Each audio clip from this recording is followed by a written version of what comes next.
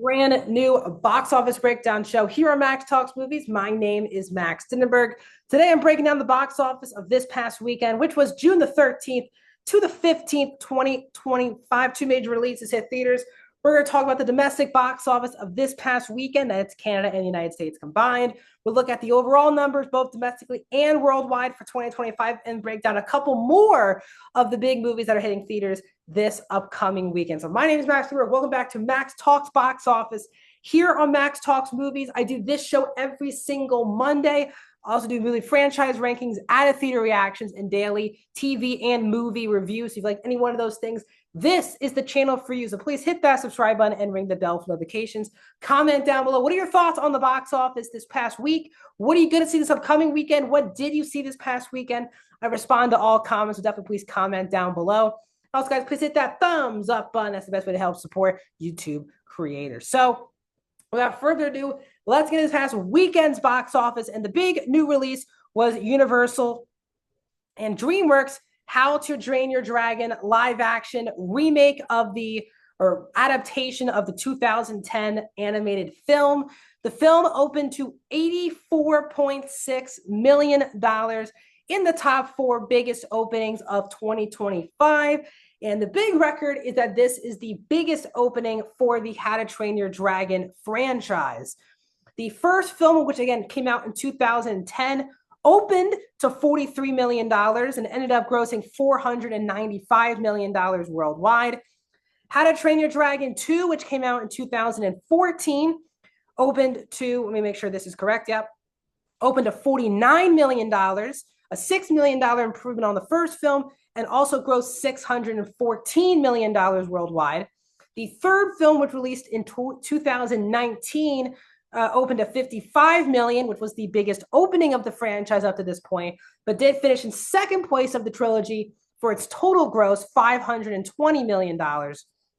And just its opening weekend, How to Train Your Dragon, the live action one, made 84.6 in the opening weekend, and it's already made 198 million worldwide for the 3-day internet worldwide breakdown. So this is a massive, massive hit for Universal and DreamWorks.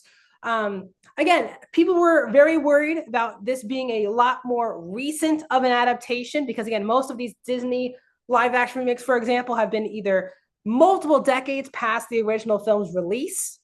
This is a mere 15 years since the original release, which makes me feel old that the first film came out 15 years ago. But the budget for this film was $150 million. It needs to be in that 325, 350 range worldwide just to break even. And this movie will probably be there by the time I talk to you guys next weekend. And by its gross, it should be the highest grossing film of the whole franchise. As I said, 610 million is the benchmark. Sorry, 614, which is the benchmark of How to Train Your Dragon 2, which came out 11 years ago. They already announced the second film, which is coming out June 11th, 2027, so 2 years from now. So things are exciting for DreamWorks. They revitalized the Shrek franchise with the last Puss in Boots film. Dogman was a near $100 million film earlier this year for them from the animation side.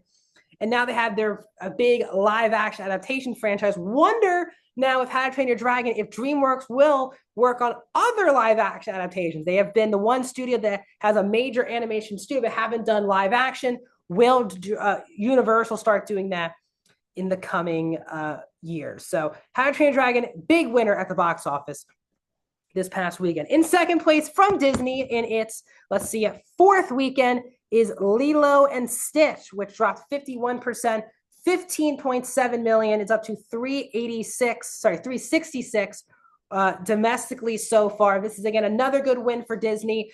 They did only drop 51% its fourth weekend, and that's going up against a big-time family movie in How to Train Your Dragon. I thought this would be a near 60% drop for its fourth weekend, but it's really holding up very well for Disney. The fact that it still made 15 million a month out from its release, going up against a monster in How to Train Your Dragon, this is very good science for Disney and Lilo. We'll talk about its billion-dollar odds when we talk about the worldwide box office later in the video. In third place this past weekend is Materialist from A24. It opened at $12 million. The film has a mere $20 million budget, so it really needs to be around 45, 50 million to break even. This is the third biggest opening in the history of A24, behind Hereditary and Civil War. This movie was supposed to open in the $7 to $8 million range, but it did get to 12, which I think for a movie like this is very good. Obviously, Celine Song's first movie, Past Lives, was not a big hit box office wise, but you have three actors trying to become big time box office people. Dakota Johnson has not really worked out, but this is a very good thing for her to have a $12 million opening in front of her name, as she's the clear lead of the movie. Very good signs for Pedro Pascal, as he's obviously going to be leading Fantastic Four next month in theaters. And Chris Evans, who has really struggled outside of the MCU, getting a little nice win here as well. So for it to be around 4 to 5 million better than its predictions, that's a very good sign. I think if it did not hit double digits, that would kind of be a worrisome sign for these actors and this kind of movie. 12 million, I think, is very solid for this film. Mission Impossible: The Final Reckoning is also in its fourth weekend. It dropped 29%, 10.5 million, 166.5 domestic. Again, I've talked about this a lot here on the channel. This movie is not going to break even. It's really an impossible task for it to break even at the box office, but still with these numbers, not great. Clearly, it was time for the Mission Impossible franchise to at least go on ice for the time being. Wrapping up the top 5 is Ballerina from the world of John Wick. In its second weekend, it did drop 60%, 9.7 million, 42 million domestic. This is not a good hit for Lionsgate. Now, clearly, the budget was a lot more manageable with the reported reshoots of basically the entire movie from Chad Stahelski. It got the budget to $90 million. I mean, this movie was probably around a $45 million budget, or $50 million budget. So without that complete reshoots, maybe this movie would be doing a lot better, but it got destroyed by a lot of media outlets. And again, this movie is clearly not a success. I think if Lionsgate wants to move forward with more John Wick-led films in the franchise, they really got to conserve budget and prepare for the fact that this is just not a franchise at the moment ready for a big cinematic universe. When we look at the overall numbers domestically this year, Minecraft is still number 1, 423 million. Lilo and Stitch is at number 2, 366 million. Sinners is at 3 of 275. Captain America: Brave New World is at 200.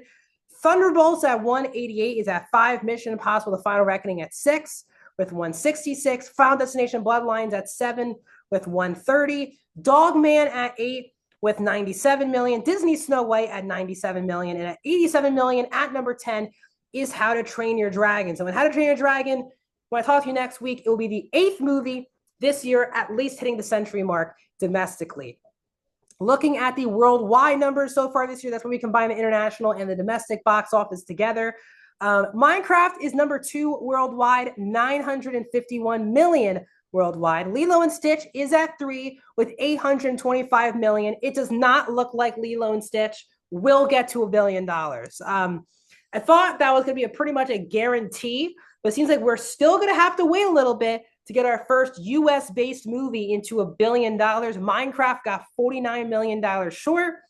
I think Lilo and Stitch should be able to get to $900 million worldwide, which is still, again, a huge success on a $100 million budget. But a lot of us were estimating $1 billion movie for that one. I don't think it will get there. Mission Impossible: Final Reckoning is at 4 with 506 million worldwide. Captain America: Brave New World is at 6 with 413. Thunderbolts at 7 with 379. Sinners at 8 with 361.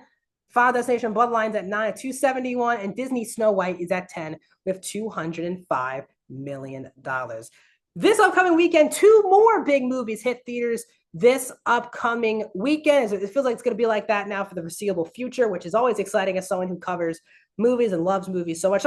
3 movies are hitting theaters this weekend. The biggest one is, for the moment, 28 years later, from director Danny Boyle and writer Alex Garland. The big return to this franchise, which obviously 28 days later in 2002 and 28 weeks later in 2007. The trailers, the hype for this movie has been very strong since its original release. We'll see how that does.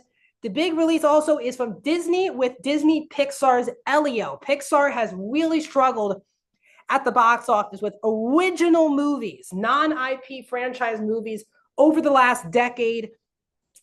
Elemental was a very light success, and then it turned to be a solid success for them. But Lightyear obviously disappointed.